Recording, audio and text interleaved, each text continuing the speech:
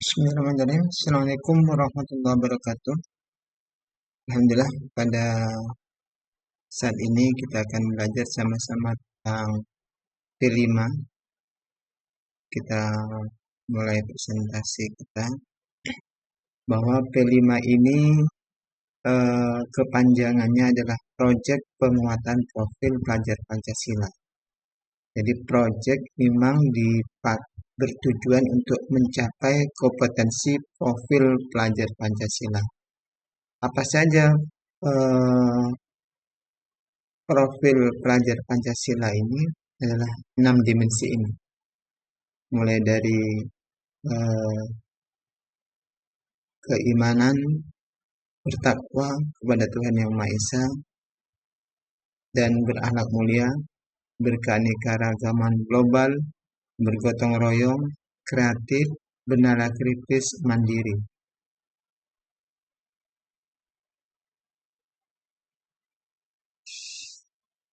Dimensi elemen dan subelemen P5 ini peraturan yang terakhir yang dirilis oleh pemerintah berdasarkan keputusan Kepala Beskap nomor 031 tahun 2024. Nah, untuk kita akan bahas SMK. SMK kelas 10 harus ada 3 tema proyek, 2 tema pilihan, dan 1 tema kebekerjaan. Sedangkan untuk kelas 2 tema proyek, yaitu 1 tema pilihan dan 1 tema kepekerjaan. Sedangkan kelas 3, 1 tema proyek, yaitu tema kepekerjaan. Jadi kepekerjaan ini wajib di setiap jenjang, baik mulai dari kelas 1, 2, dan 3. Apa sih sebenarnya manfaat proyek penguatan profil pelajar Pancasila ini? Banyak sekali. Yang jelas kita fokus saja ke peserta didik bahwa mengembangkan kompetensi dan memperkuat karakter profil pelajar Pancasila untuk menghadapi tantangan dunia yang semakin kompleks. Jadi ke depan kita tidak tahu seperti apa yang akan dihadapi mereka. Yang jelas saat ini kompetensi yang dibutuhkan abad 21 itulah sebenarnya yang kompetensi yang saat ini untuk dibutuhkan. Maka kompetensi ini perlu kita asah melalui proyek penguatan profil pelajar Pancasila. Kemudian tentunya dengan proyek ini dalam rangka mengembangkan keterampilan, sikap, dan pengetahuan yang dibutuhkan dalam mengerjakan proyek.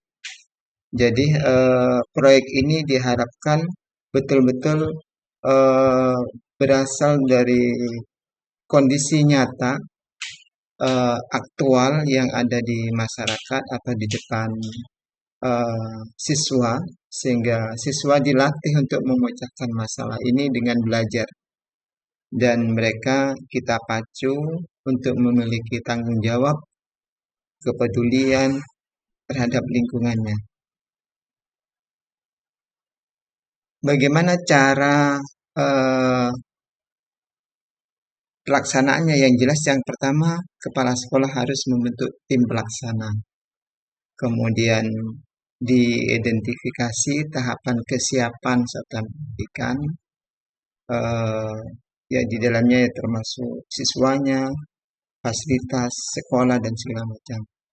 Yang ketiga, dari situ kemudian ditentukan dimensi, tema, dan alokasinya. Jadi mungkin dari skala prioritas masalah yang ada, kita bisa menentukan tema yang sesuai dan dimensi yang dibutuhkan untuk dikembangkan melalui proyek tersebut. Setelah kita tentukan, maka kita menyusun modul. Setelah itu baru setelah kita pelaksanaan dan penilaian dan laporannya.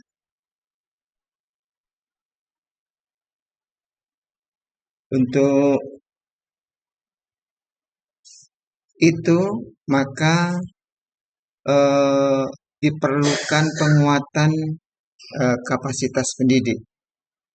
Jadi yang diperlukan oleh guru, kompetensi atau kapasitas guru dalam mengerjakan proyek ini yang pertama pembelajaran berbasis proyek PJBL ya. Kemudian strategi diferensiasi.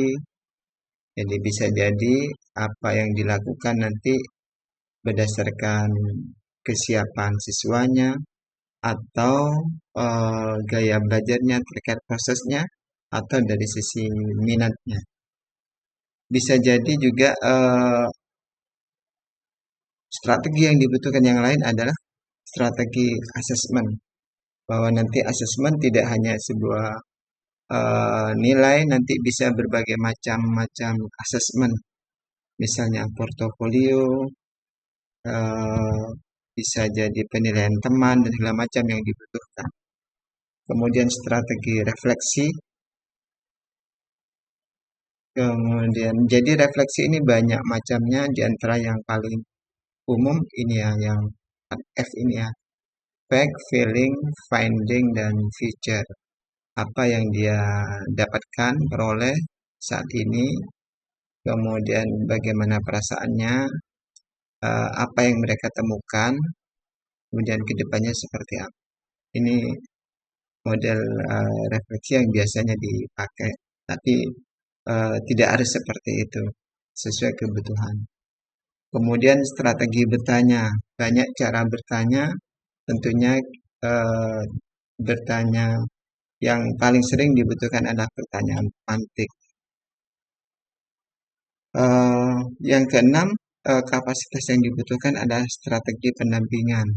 Bagaimana caranya seorang guru eh, betah mendampingi siswanya dalam mengerjakan proyek. Kapasitas lanjutan selain dari yang tadi bisa jadi manajemen kelas, dibutuhkan juga ya, tim teaching, kolaboratif ya, agar semua proyek guru bisa banyak terlibat, tentunya sesuai dengan yang dibutuhkan. Proses desain proyeknya seperti apa, kemudian pelibatan masyarakat atau lingkungan atau studi atau komunitas tertentu bisa jadi ini kita libatkan dalam proyek kita. Ini tadi kapasitas tadi ya. Nah, yang dibutuhkan budaya seperti apa yang bakalan bisa mengerjakan proyek P5 ini. Yang pertama, budaya berpikiran terbuka. Jadi sulit proyek ini akan terkerjakan oleh kita manakala kita sulit menerima masukan atau sulit menerima perbedaan. Semoga kita bisa termasuk guru yang berpikiran terbuka. Kemudian yang kedua, senang mempelajari hal yang baru. Karena banyak hal yang bisa jadi tidak kita pahami dan harus kita pelajari bersama-sama. Jadi tunjukkan kita menjadi pembelajar sepanjang hayat sebelum kita membentuk siswa kita sebagai pelajar sepanjang hayat. Prinsip-prinsip proyek penguatan profil pelajar Pancasila. Jadi ada sebuah prinsip yang harus ditepati ya. Yang pertama holistik ya. Holistik itu memandang utuh secara utuh. Jadi tidak boleh parsial, jadi multidisiplin, utuh pokoknya. Jangan hanya satu sisi. Yang kedua adalah konstekstual. Jadi betul-betul apa yang dikerjakan di proyek itu adalah betul-betul pengalaman nyata atau masalah yang dihadapi kesehariannya atau yang saat ini ada di masyarakat atau di depan mereka. Kemudian yang ketiga eksploratif. Jadi mereka eh, dengan terbuka mengembangkan dirinya. Eh, bagaimana mereka belajar mengeksplorasi, mencari informasi dan segala macam. Jadi semuanya sifatnya eksploratif. Dan yang terakhir yang jelas berpusat pada peserta didik. Jadi apapun yang dilakukan sebenarnya dalam rangka untuk kompetensi siswa kita atau pelajar kita agar mereka memiliki profil pelajar Pancasila yang sempurna.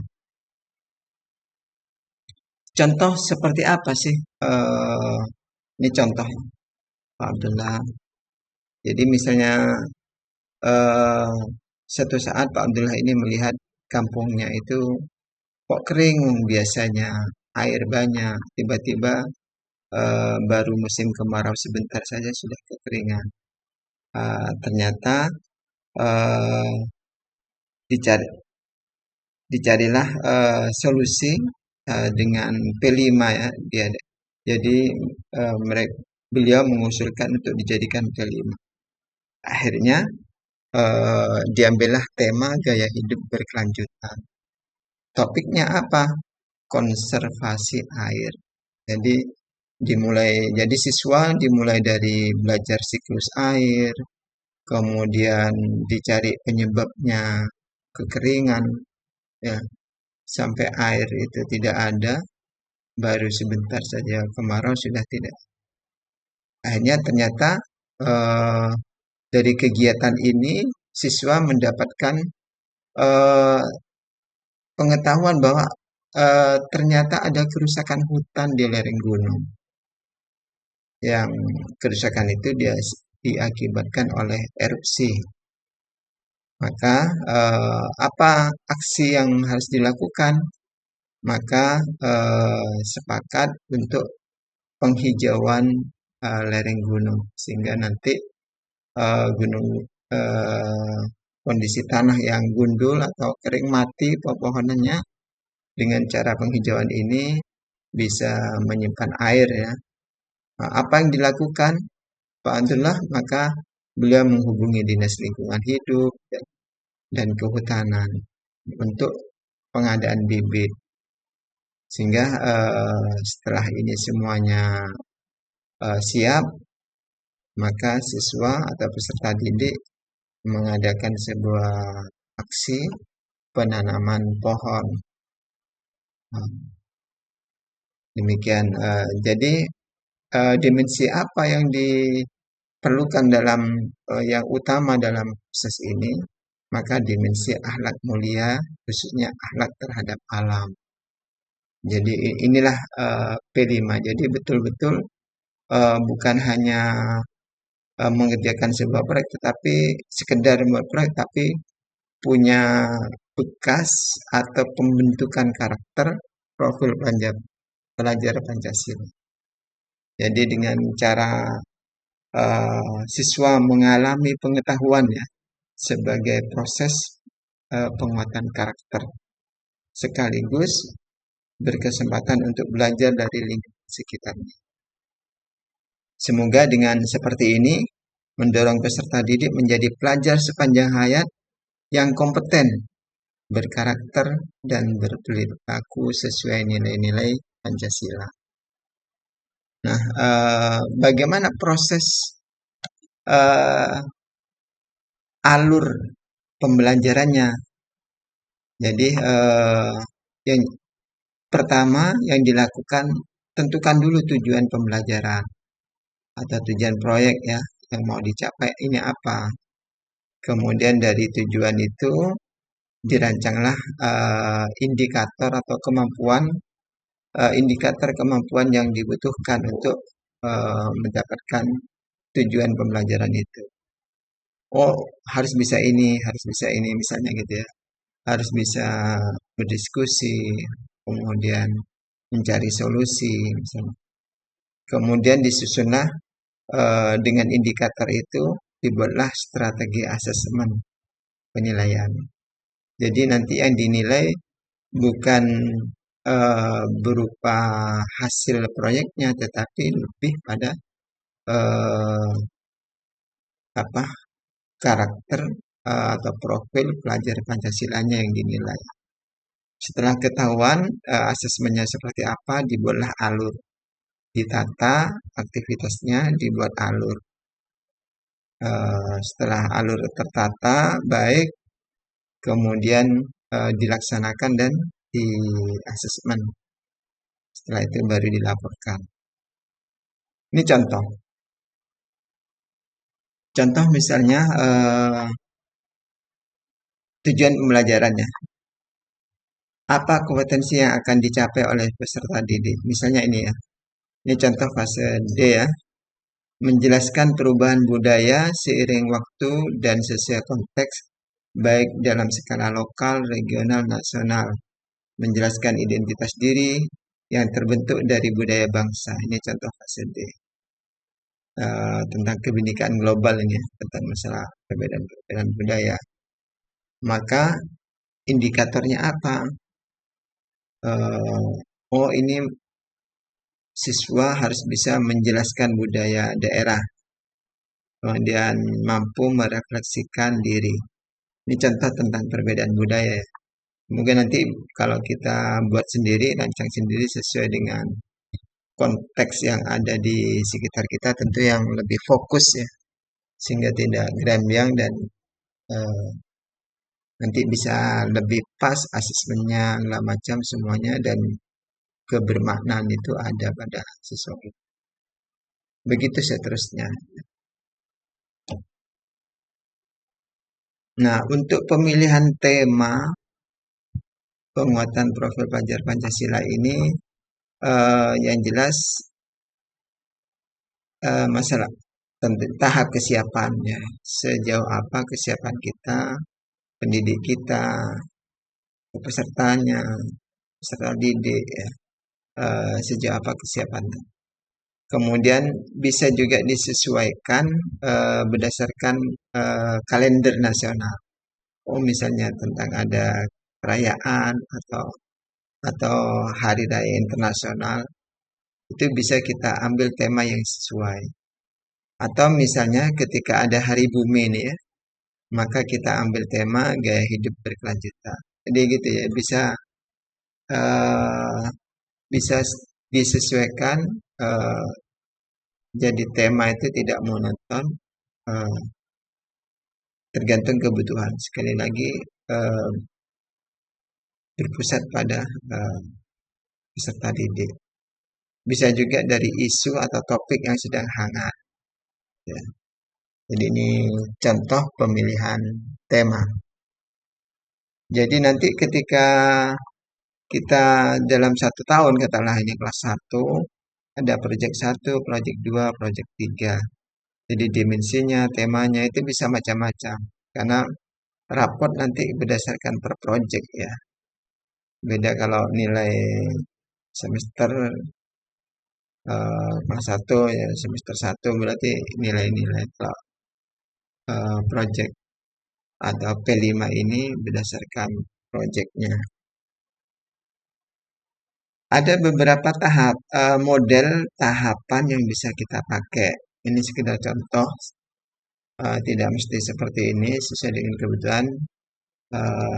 Kalau kita mengikuti panduan, disajikan ada 3 contoh alur atau tahapan kelima. Yang pertama, pengenalan. Tahap pertama, jadi mengenalkan dulu agar mereka terbangun kesadarannya ya, terhadap topik yang sedang dikerjakan. Kemudian kontekstualisasi, menggali permasalahan di lingkungan. Mungkin kalau tadi masalah air, mereka belajar tentang air macam dan masalah yang dihadapi. Kemudian dicari, dia observasi dan segala macam ya. Nah, itu sudah kontekstualisasi. Kemudian aksinya, dia rencana-rencana aksinya, menanam pohon tadi dan mencari bibit pohonnya sampai pada menanamnya ya. Kemudian baru dievaluasi, refleksi ya. Setelah itu tindak lanjut. Jadi tindak lanjut ini bisa jadi langkah-langkah strategis yang dibutuhkan ke depan itu seperti apa. Mungkin kerjasamanya dengan dinas kehutanan, dengan desa, begitu untuk tindak lanjutnya. Contoh alur yang kedua, bisa dengan tahap satu misalnya mengamati dan mendefinisikan, menggagas. Jadi kalau kayak air tadi mulai dari melihat, lihat situasinya, dari situasinya yang ada, kemudian kita ambil hanya belajar tentang air. Nah itu baru mengamati. Setelah belajar, baru didefinisikan. Oh ternyata karena ini. Kemudian setelah itu baru digagas. Oh perlu ditanam nih. Sudah tahap menggagas. Untuk contoh alur yang ketiga, ini temukan, bayangkan, lakukan. Dan contoh-contoh ini tentunya disesuaikan dengan kebutuhan kita, proyek kita. Bisa jadi tidak sama persis, eh, tergantung sekali lagi kebutuhan-kebutuhan kita. Ini contoh modul berdasarkan setelah tahapan ya. Ini contoh pakai tahap pengenalan, kemudian konseptual. Ini contoh pertama ya. Di pengenalan ini ada perkenalan iklim, kemudian isu, refleksi awal, kunjungan ke TPA. Ini masalah sampah ini ya. Masalah sampah karena ada ini ya tempat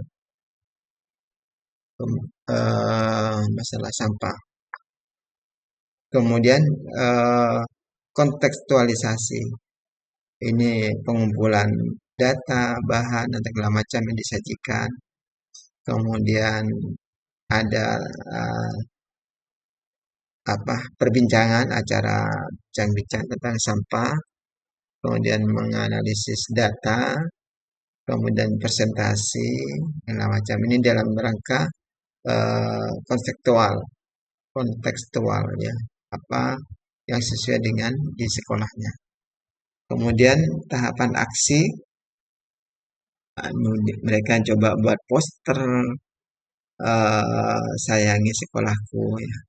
Ada poster sayangi apa peranku dan solusiku dan ini tentang poster ya. Dan kemudian diakhiri dengan pameran. Nah, kemudian refleksi ini masih ada pameran, kemudian evaluasi. Ini refleksi yang terakhir. Jadi sekali lagi ini tergantung kita mau berapa aksi di setiap tahapnya, bebas. Ya. Nah, bagus kalau peserta didik itu punya portofolio. Jadi karya-karyanya itu dikoleksi sehingga suatu saat ketika mau dipamerkan enak. Dan misalnya mau ada penilaian, apalagi berkaitan dengan jurusannya. Kemudian selain portofolio juga ada jurnal. Bagus, bahkan gurunya atau juga bisa jadi juga peserta didik harus ada jurnalnya. Bagus. Jadi untuk memantau perkembangan atau sejauh mana efektivitas proyek kita bisa terlihat dari jurnal ini, dan jurnal ini isinya adalah refleksi sebenarnya, sekaligus untuk observasi berkelanjutan.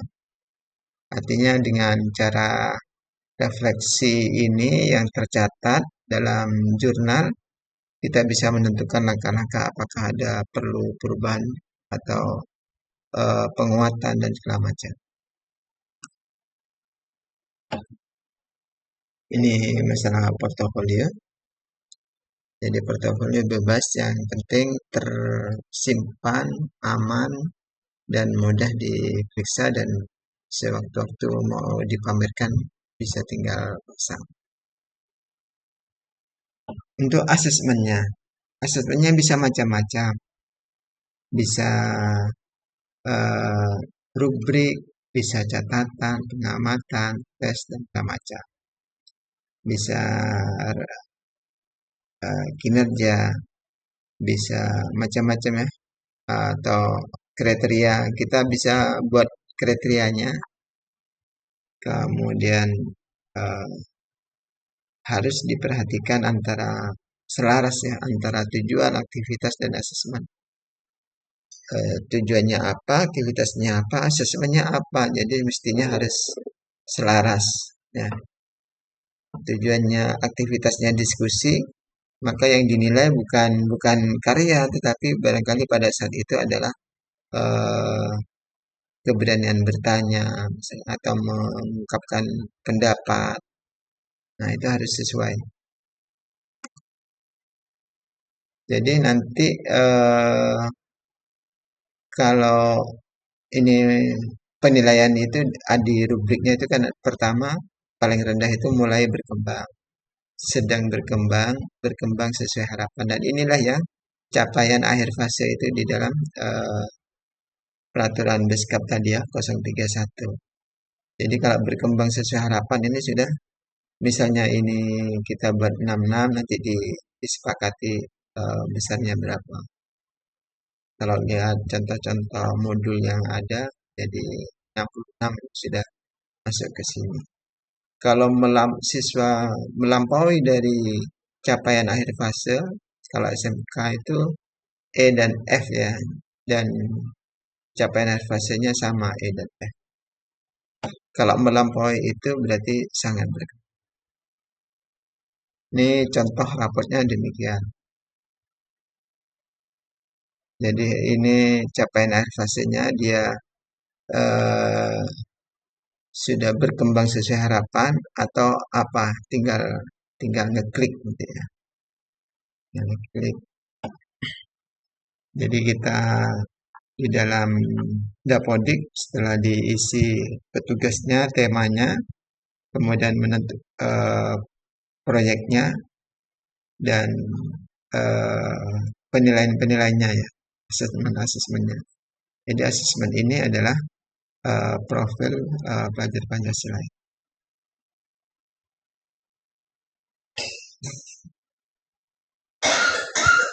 Kita ambil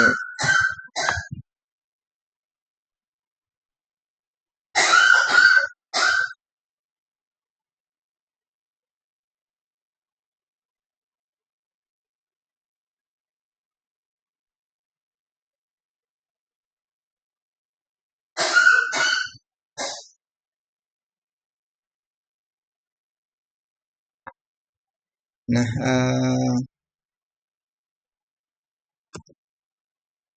selanjutnya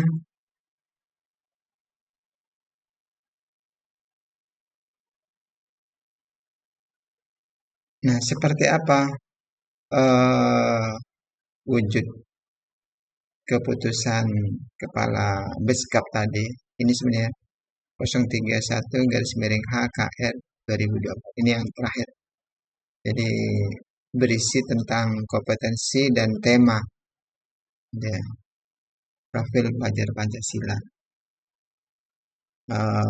Demikian juga panduannya di tahun 2024 juga panduannya ada edisi revisi lebih bagus, lebih banyak, lebih panjang sampai 218 halaman. Kemudian saya membuat sebuah template yang barangkali bisa membantu dalam proses pembuatan modul. Jadi nanti eh, kalau melihat dari apa yang dimasukkan dalam Dapodik, jadi di proyek itu bukan hanya tema tetapi ada judul. Jadi judul itu adalah yang lebih spesifik apa gitu ya. Misalnya suara demokrasi kan umum temanya, maka judulnya bisa jadi misalnya mau ada pemilihan khusus, maka kita buat tema suara demokrasi, judulnya pemilihan ketua dan wakil ketua OSIS yang demokratis. Jadi judul bebas, tapi lebih fokus pada apa yang mau kita kerjakan. Contoh ini ya, deskripsinya Jadi siswa itu kita ajak belajar tentang konsep negara, demokrasi, pemilu, kemudian eh, sampai pada menerapkan ilmu dan memahami dalam eh, menerapkan ilmunya tentang pemilu ya dalam rangka pemilihan OSIS gitu. Latar belakang nggak masuk bisa ini hanya contoh saja ya. Contoh jadi nanti di dalam Dapodik ada judul, tema, deskripsi sama CP. Ya. Kemudian ada tahapan-tahapannya. Jadi misalnya kita pakai mode alur tahapan yang kedua, ada ya, contoh satu aja.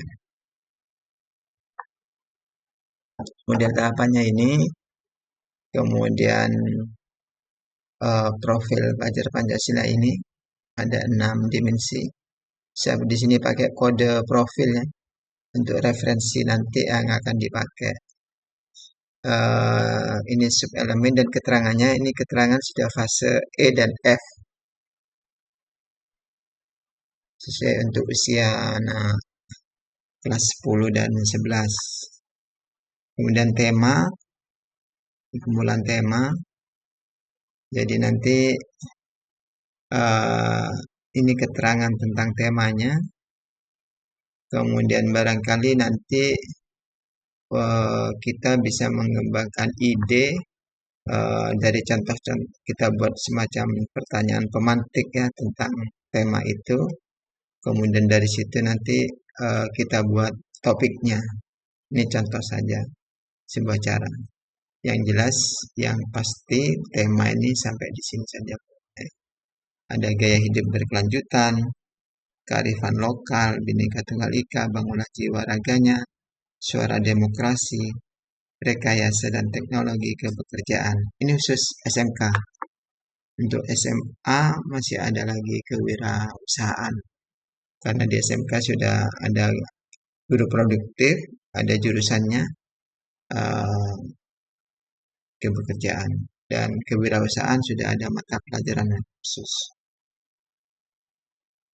Itu dan barangkali nanti kita kadang-kadang kita bingung terhadap topiknya itu, topiknya apa gitu ya, dan langkah-langkahnya. Bisa jadi kita pakai AI ya. Nah, ini contoh, kita pakai Grok dari beberapa AI yang ada yang untuk mencari topik dan apa aktivitas, dan ada keterangan yang ada di Excel-nya yang paling pas ini Grok ini ya. Saya juga sudah buatkan prompt-nya, misalnya untuk mencari ide ya. Nah, karena untuk AI perlu dikasih tahu apa P5 itu, maksud tujuannya, kemudian kompetensi apa yang akan dikembangkan, kemudian prinsip-prinsipnya perlu kita kasih tahu ke AI, kemudian manfaatnya, prinsipnya, dan nanti teman-teman bisa ganti nih yang warna kuning, promptnya nanti saya berikan ya, ya atau jumlah idenya. Nanti yang kuning ini sesuai dengan tema yang diharapkan. Jadi ini misalnya pakai suara demokrasi, terus tahapannya juga saya pakai yang tahap yang model pertama ya. Eh, oh, tahapan nanti beda. Jadi ini sekedar idenya dulu ya. Ide ini bisa kita ambil dari apa saja tadi ya, mulai dari kesiapannya, bisa dari kalender nasional gitu ya, ide-ide topik ya.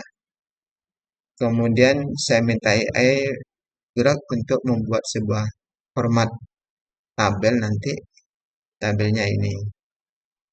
Jadi kita ambil semua, Ctrl C, kita taruh di Grok. Ini kita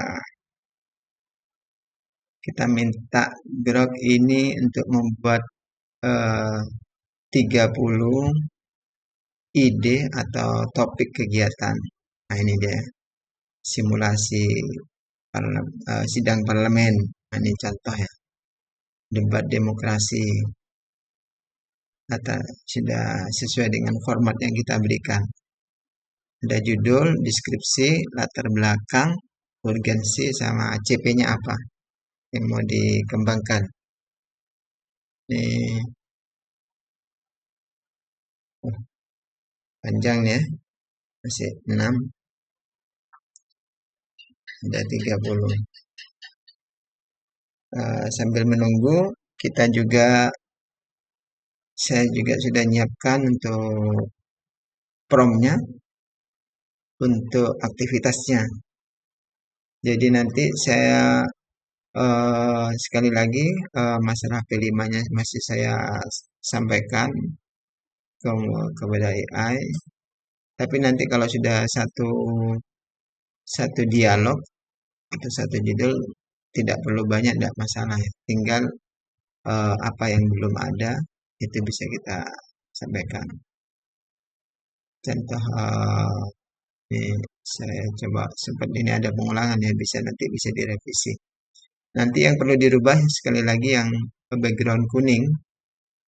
Jadi ini saya minta AI Grok ini mengambil topik pemilihan ketua dan wakil ketua OSIS. Jadi temanya suara demokrasi. Kemudian deskripsi kegiatannya kita tentukan biar lebih fokus AI sesuai dengan deskripsi kegiatan dan tujuan atau CP pembelajaran yang diharapkan. Jadi di sini saya coba agar siswa itu dapat memiliki pengetahuan dan pengalaman melaksanakan pemilu dalam skop sekolah ya. Skop sekolah. Ini skop sekolah yaitu pemilihan ketua dan wakil ketua OSIS. Langkah-langkahnya kita sebutkan pakai yang pertama, karena kemudian kita minta mereka AI ini membuat dikemas dalam bentuk tabel yang ini tadi ya. Nah, yang ini tabelnya, sehingga nanti teman-teman bisa naruh di sini.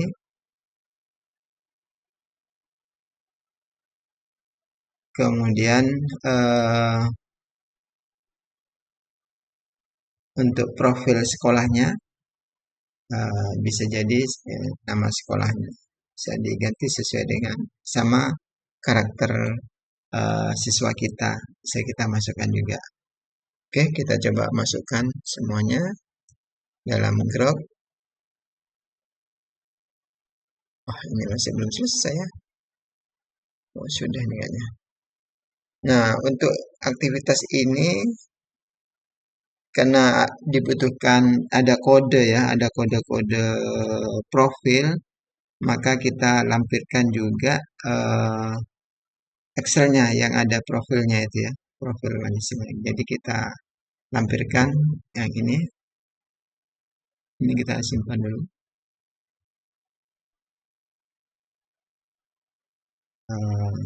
Kita open. Jadi ini masuk di Excel-nya, karena nanti KP-nya ini dia akan baca lewat dari file Excel-nya ini. Kalau sudah, kita tentunya temanya dan deskripsinya sudah kita pilih. Dan barangkali nanti ada pilihan yang diberikan Grok ini, ada yang cocok sesuai. Kemudian kita masukkan dalam ini ya, dalam promnya, sehingga kalau sudah sesuai profil tabel ini perencanaannya juga kita tampilkan, baru kita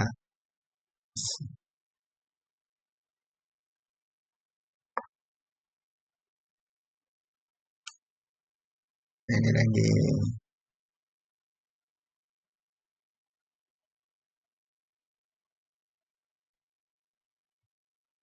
Nah, ini tahap 1. Nah, ini ngikuti tabel tadi yang diberikan ya. Jadi tahap pengenalan, langkah 1 apa? Membangun kesadaran. Siswa menyebutkan 3. Ini contoh ini ya, asesmennya atau indikatornya. Apa demokrasi itu tugasnya. Dan yang dinilai ini kode profilnya 21. Kebinekaan global. Ini contoh ya. Bisa jadi nanti tetap harus diteliti lagi, dilihat lagi betul apa tidak. Jadi ini misalnya, dan ini nanti kita masukkan dalam tentu setelah kita saring dimasukkan ke tabel ini. Tabel ini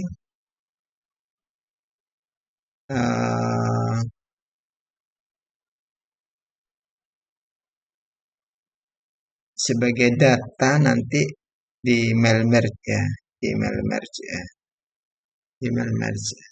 Ini nanti anunya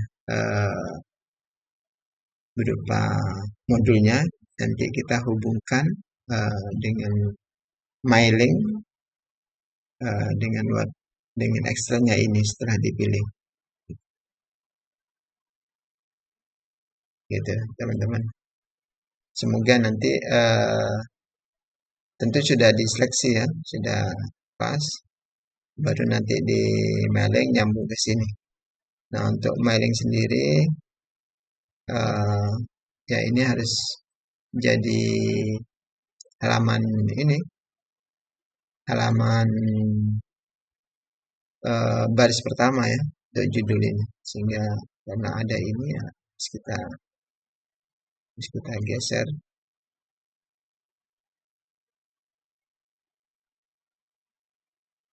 ya, sehingga ini harus menjadi, saya hapus.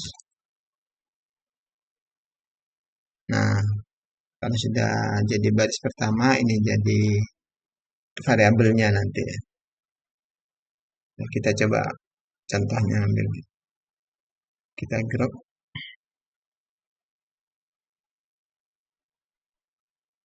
Bisa kita download. Kalau sudah selesai kita download Excelnya bisa nih. Ini belum selesai. Kita ambil aja panjangnya.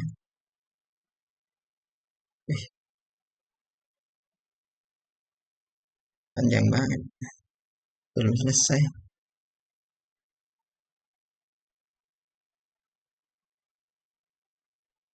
Kalau saya copy dari sini, sulit ya. Harus ditunggu agak lama nih. Berapa tadi? Hampir sedikit, bentar lagi.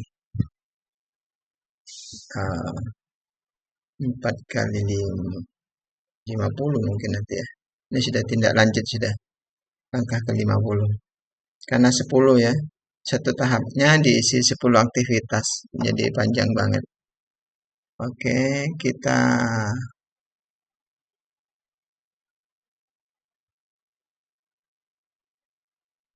copy. Bisa enggak ya dimasukkan ke sini langsung ya?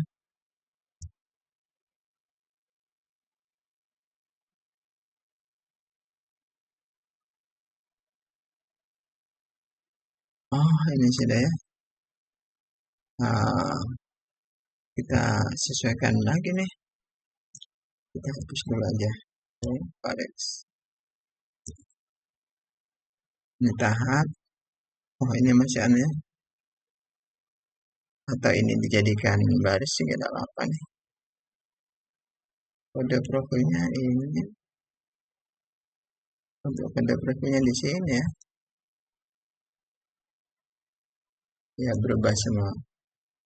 Ya, kalau ini mau kita jadikan ya nggak masalah. Ini kita hapus. Ini kemudian itunya tips referensi.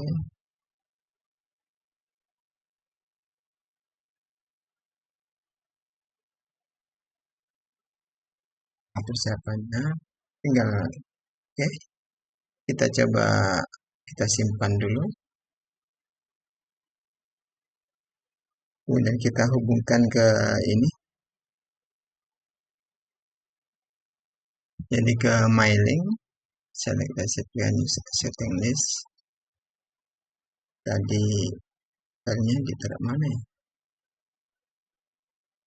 P5 ini ya. Ini sheet berapa tadi ya? Oh, template. Ini ya.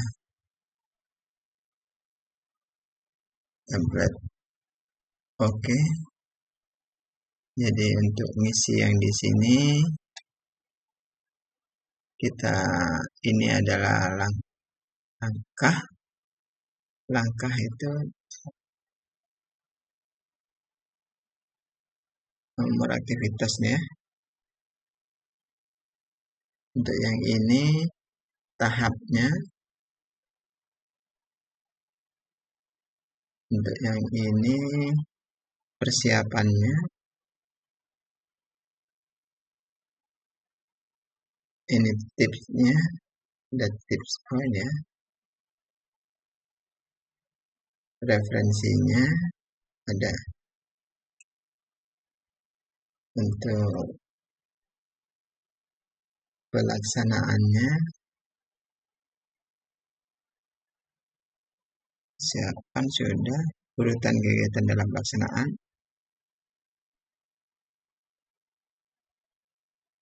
Ini tahap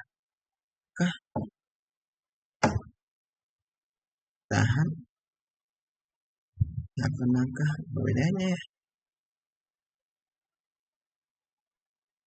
Langkah keberapanya kali ya. Ini tahap apa? Tahap langkah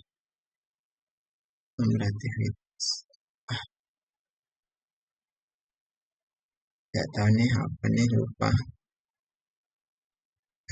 Maksud tujuan ada nggak maksud tujuan? Oh, ini tujuannya. Waktunya ada. Kemudian nanti harus diingat-ingat nih.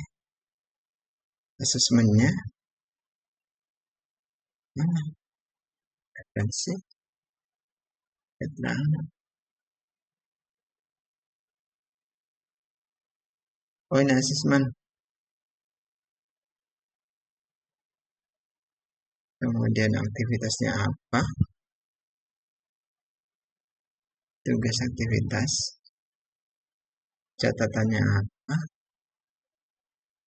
Barangkali ada catatan atau hal-hal yang diperhatikan ya. Nah, ini catatan.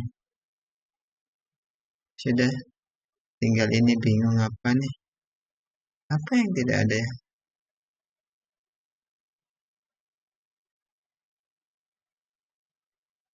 Bisa dimasukkan dimensi atau keterangan elemennya ini mungkin ya.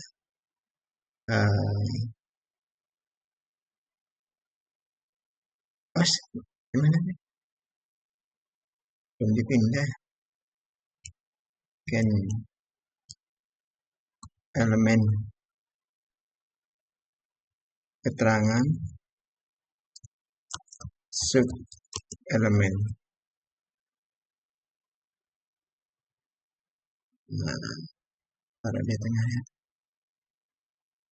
Ini mailing tadi ya. Ini keterangan sub elemen.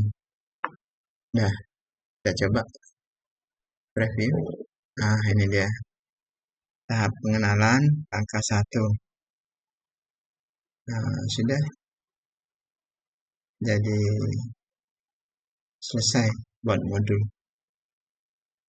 Tapi sekali lagi ini masih ini masih lurus ya, nanti dirapikan lagi di ininya, di sininya dirapikan. Jadi karena ini tidak rapi di persiapan urutan pelaksanaan ini ya. Jadi ini kita harus pakai apa? Alt enter ya. Oh ya, alt enter ya. Yang ini alt enter. Nah, begitu pula yang ini, dua ini kita kasih alt enter. Tiga. Jadi kalau mau berbaris sesuai. Simpan coba kita lihat.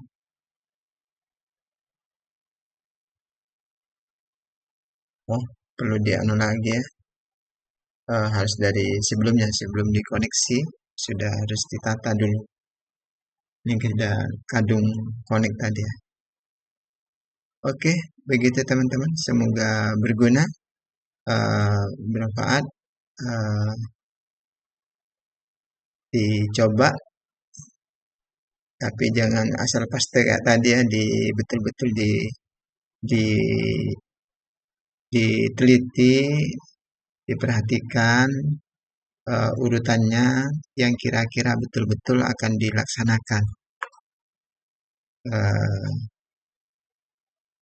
Gitu saja teman-teman. Terima kasih. Mohon maaf. Assalamualaikum warahmatullahi wabarakatuh.